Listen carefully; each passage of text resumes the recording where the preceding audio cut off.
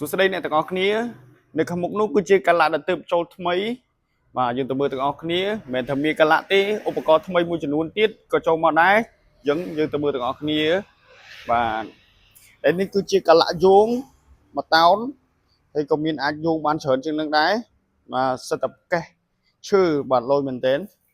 បាទហើយខាងនេះជាប្រភេទកាឡាទាញហើយក៏មានដែរកាឡាប្រភេទតូចនេះកាឡាតូចសម្រាប់យើងប្រើការនៅផ្ទះទូទៅតបមកនេះកាឡាដែលបងប្អូនតែងទៅសួរច្រើនឥឡូវចូលមកហើយនេះជាប្រភេទកាឡាអូពេលយើងជាប់ផងឡានអីមិន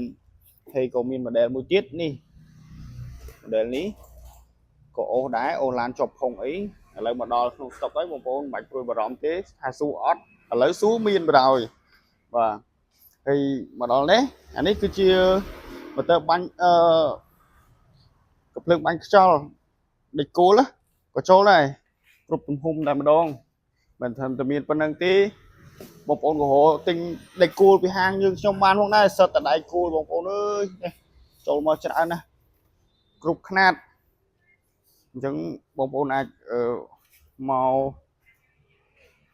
ទិញបាននៅហាងយើងខ្ញុំសាកសួរព័ត៌មានក៏បានដែរនេះយើងខ្ញុំកំពុងតែរៀបចំថតអញ្ចឹងបងប្អូនជួយ like page ខ្ញុំមួយទៅដល់ពេលខ្ញុំផុសទៅព័ត៌មានលម្អិតទាំងតម្លៃអីបងប្អូនអាចឃើញហើយនេះជាប្រភេទកាឡាដែលខ្ញុំមានស្រាប់នៅក្នុងហាងខ្ញុំលក់យូរហើយកាឡានេះវាល្អមែនទែនអតិថិជនគ្រប់គ្រងច្រើនមែនទែនវាប្រើបានច្រើនមុខងារបាទហ្នឹងហើយបងប្អូនទាំងអស់គ្នាមានតែប៉ុណ្្នឹងឯងថ្ងៃនេះចង់បង្ហាញប៉ុណ្្នឹងអញ្ចឹងបងប្អូនជួយចុច like ចុច share ផងដើម្បីទទួលបានវីដេអូថ្មីពីឧបករណ៍ថ្មីទំនើបពីហាងយើងខ្ញុំបាទអរគុណ